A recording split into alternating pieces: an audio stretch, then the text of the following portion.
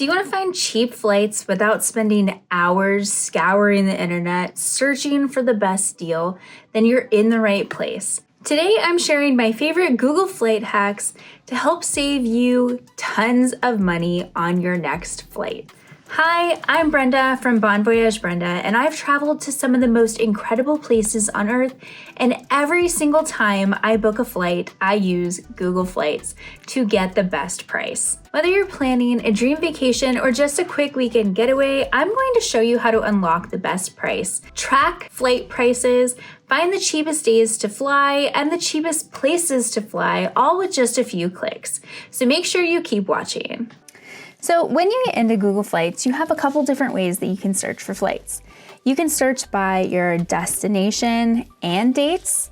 You can search by destination with flexible dates. You can search by dates with no destination, or you can leave everything blank and just explore when the cheapest prices to go anywhere in the world is. Right now, we're going to talk about if you have a set destination and specific days that you need to travel on, how to make sure that you're getting the best price. So let's say I want to do a round trip for one person in economy from my home airport in Portland, and I want to go to Dublin. Select Dublin. And I know that I want to travel in April, so I'm going to select April 5th through the 12th and click done, hit search, and this is going to populate all the flights that are available that day. Now, there are a few customizations that you can do to sort or to filter out flights here. You can see that currently they're sorted by top flight. You can also sort them by price, departure time, arrival time, duration, or emissions. You can come up here and filter how many stops. There are no non-stops available, but I could filter by 1 stop, 2 stops or fewer. I can select which airlines I want to see. If I want to see just SkyTeam. If I only want to see Aer Lingus, I could hit only, or if I know that I don't want to fly Alaska, I could take Alaska out and I won't see their flights anymore. I can also filter by how many bags I'm allowed to have, the price, times, emissions, connecting airports, and the duration of the flight. So when we come down here, we see all the flights available. It's going to tell us the airline, what time the flight leaves and what time it arrives, how many hours the flight is, how many stops there are, and how long and where the layover is, our emissions, and our price. Now, I'm a Delta girly, so I'm gonna look for a Delta flight, but wow, Delta's pretty expensive here. I can get a much better deal if I fly on American or United. Well, just American here. So I don't really like flying not on Delta, so what I'm gonna do is see if I can get a better price. And the way that we do that is to come down here and see where the prices are currently sitting. So Google Analytics is telling me that the prices are currently typical for this trip. I can come over here and look at the price history. Here is where we're sitting on the typical. So this is the low end would be under 500 and over 800 would be high. We are on the low end of typical, so this might be the best deal that I'm getting. I can see that 2 weeks ago, the prices were a little bit cheaper. Actually, no, they're cheaper today.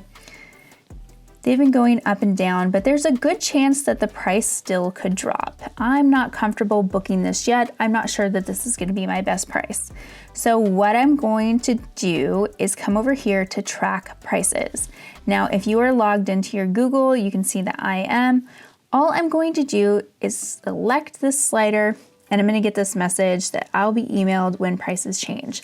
Now, anytime prices for flights on these days change, I'm going to get an email from Google, and it's going to tell me whether the price went up or the prices have gone down.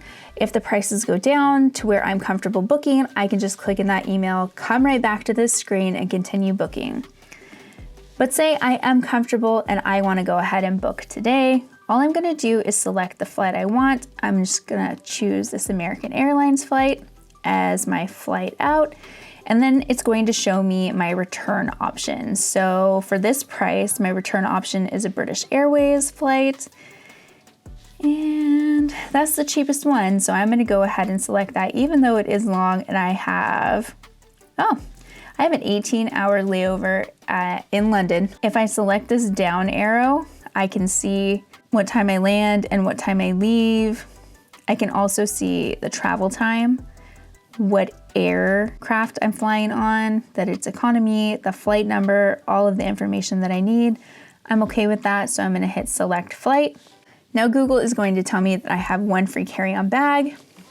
This would be my price if I wanna check a bag, and I can come down here and it's going to give me my booking options. Now, sometimes Google will give third-party booking options, but I never recommend booking with a third party. If you book with someone like Expedia, then if something happens to your flight, you're going to have to work with that third party to deal with any delays or cancellations. And if you book directly with the airline, not only are you earning loyalty and earning points, but you have a contract of carriage with that airline. And if anything happens to your flight, they're responsible for getting you back in the air as soon as possible. So whenever possible, book directly with the airline. This is where Google Flights search engine really differs from other places like Expedia because it allows you to book directly with the airline. We can see that the only booking option they're giving me today is to book with American. All I have to do is hit continue and it's going to open up American Airlines website with all of this flight information already loaded. Here is where you can fill in your personal information, or if you just go back up and log in, it can populate for you, and then you would just come down and continue to book. That easy. Now back into the main search engine. If we know where we want to go, so say I know that I want to go to Dublin, but I have flexible dates, I'm not really sure when I want to go, this is when this gets really helpful. Here, if I click the dates, you can see that there is a price on every day, and this is the cost to fly those days. All the cheapest days are going to be in green. So if I have a little bit of flexibility and I want to fly maybe next week, if I could fly from March 3rd to March 10th, it's giving me flights for under $500. So I'm going to select those dates, hit search, and you can see even this really good 13-hour Delta flight is only $492 just by being a little bit flexible with the dates. And if we come back into the dates, if you're like, I really don't like those dates, you can change the dates right here and you can go months into the future and it will give you dates. So if you find a good date in the future, you can select it, then come down and you'll still have your same analytics available. You can still track the prices of that flight. All of your analytics are there. You can still sort by stops, airlines, baggage, price, all the same things for sorting and filtering are there. This is just a really great way to find the best days to fly if you know where you're going, but you have some flexibility in your dates. Now back into that search engine again. Now we're gonna search. I know that I am flying out of Portland, but I really don't care where I go. I just know that I have a week off in April from the 12th to the 19th, and I really wanna go somewhere. So I'm gonna go ahead and plug in my dates, and then I'm gonna hit, you can see it's no longer search, we are now in explore. There are two ways that you can explore here, or you can just click the map. And now it's going to show me the price to fly anywhere in the world on the days that I have off. I could fly to Chicago for $130, New Orleans for $170. If I'm feeling really frisky, I can come over and search in Europe, see where the cheapest place to go to in Europe. There's not really any great deals. If I zoom in, it'll give me some more prices. What about if I wanted to go all the way over to Asia? Look at that. I could go to Bangkok for only $1,000. I like that. And now it's going to show me over on the left-hand side all the flights, or I can click View Flights, and then I can see all the flights available. If you just see wings and not an airline, it means that there is a mix of airlines that are being operated for this flight. So now we're back in the interface for the last way to search flights, and this is my favorite way. I actually play with this way more than I should.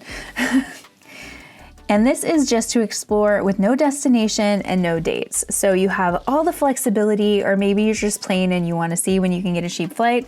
You can put in your origin without a destination and without dates, and you can see where you can fly for a week in the next 6 months. You can also change this if you want to fly for a weekend or 2 weeks, or if there's a specific month but you don't have specific dates. You can put all of that in here. I'm just gonna leave it 1 week in the next 6 months. I could fly to LA for $46. I could fly to Chicago for $150, New York for $144. If I look over at Europe, I can get, really cheap flights to London. Let's select London and see what we have there.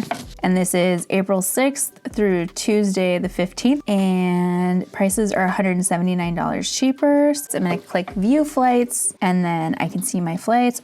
This is a nonstop for $600. That's a crazy good deal. I'm gonna select that. And it's a nonstop on the way back too. Very good. I'm gonna select that flight.